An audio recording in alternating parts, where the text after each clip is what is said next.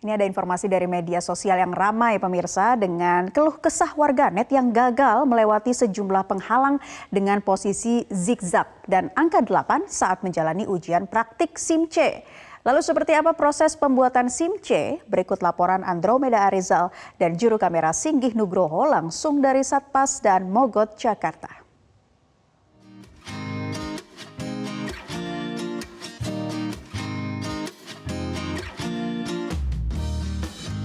Pemirsa, akhir-akhir ini ramai di media sosial bahwa ternyata masyarakat mengeluhkan tentang pembuatan SIM yang sulit. Baik itu pembuatan SIM A dan juga SIM C. Terutama pada saat pembuatan SIM C, ada beberapa jenis ujian yang dirasa oleh masyarakat ini tidak masuk akal ataupun tidak relevan dengan apa yang ia rasakan ketika berkendara terutama di jalanan umum.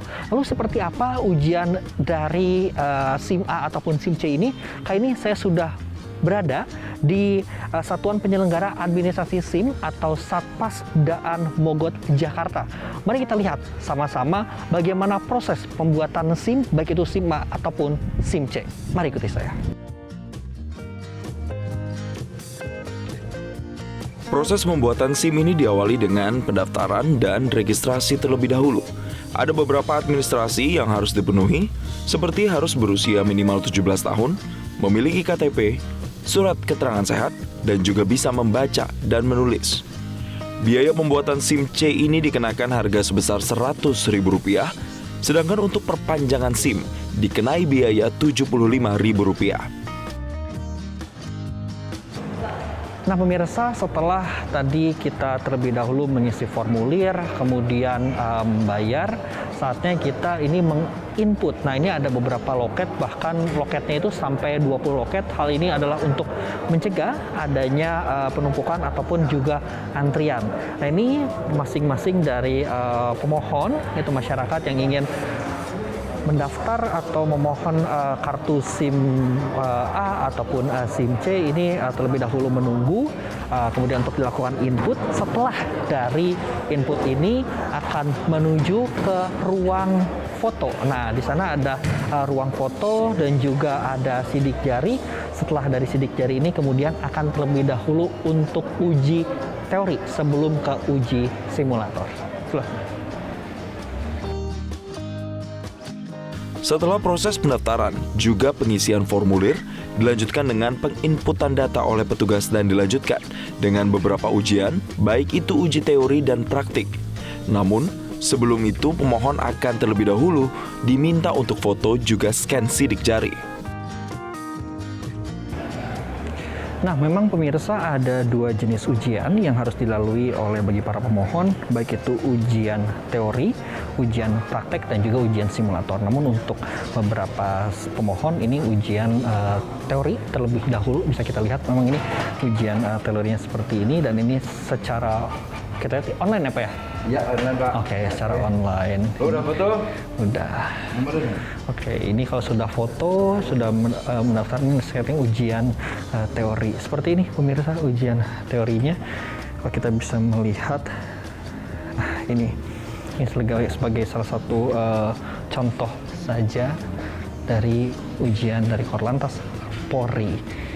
Ini ada, kalau kita bisa lihat di ini ada nilai, ini merupakan ujian pertama, dan juga ada keterangannya, yaitu lulus, di mana tanggal dan lain sebagainya. Seperti inilah mungkin ruangan dari ujian teori untuk para pemohon, baik itu SIM A, B, ataupun juga C. Setelah itu para pemohon akan diarahkan ke ujian praktek yang merupakan ujian terakhir.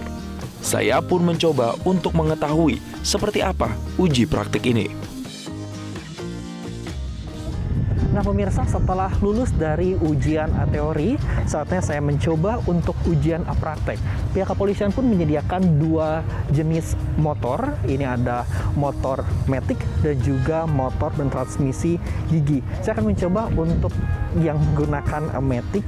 Nah, ini ada beberapa ujian yang telah dijelaskan oleh petugas juga. Ada lurus, terus zigzag, dan juga menyentuh angka 8. Kami akan mencoba untuk bagaimana pengalaman ketika ujian teori ini. Turun. kaki kiri yang turun saja. Jadi Baik. saat berhenti adalah kaki kiri, bukan kaki kanan. Kaki kiri saja. Ini ada berapa ujian Pak untuk teori ini Pak? Ujian praktek. Ya, ujian praktek Ujian ini. praktek ada 5 materi uji praktek. 5 materi, baik. Yang pertama adalah rem keseimbangan. Rem keseimbangan, Yang kedua adalah reaksi menghindar. reaksi menghindar, Kemudian yang ketiga adalah uji zigzag. uji zigzag. Ya, yang keempat adalah uji untuk angka 8. Oh, uji angka 8. Yang terakhir ada kelima terakhir adalah U-turn. U-turn. Berbalik. Ada 5 ujian. Ada 5 materi ujian praktek. Oke, kita langsung coba aja Pak ya, satu persatu. Oke, ini sekarang kita ujian terlebih dahulu yang uji Uji rem keseimbangan. rem keseimbangan. Ya. Baik, Nanti siap. pada saat berhenti kaki kiri yang turun. Kaki kiri yang turun. kanan. Oke. Ya. Baik, siap. Oke, silakan. Pasal 30. Kapolri Jenderal Listio Sigit Prabowo pun memberikan perhatian lebih terkait ujian praktik SIM. Kapolri meminta diberikan kesempatan pengulangan ujian praktik dapat dilakukan di hari yang sama bagi mereka yang gagal.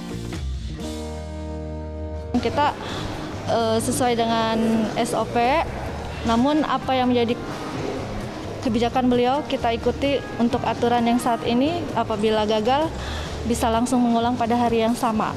Untuk hari Minggu, sejak minggu kemarin kita sudah mulai buka untuk pelatihan secara mandiri. Mereka datang ke Satpas dengan membawa kendaraan sendiri. Begitu mulai pukul 08 sampai dengan 11.30 mereka bisa datang untuk berlatih, baik yang untuk pembuatan SIM baru maupun yang mereka yang sudah gagal-gagal. Salah satu ujian praktik yang paling banyak gagal adalah angka. Maka dari itu setiap hari Minggu, Satpas Daan Mogot memberikan pelatihan secara mandiri dengan kendaraan pribadi, baik untuk pembuatan SIM baru atau yang gagal.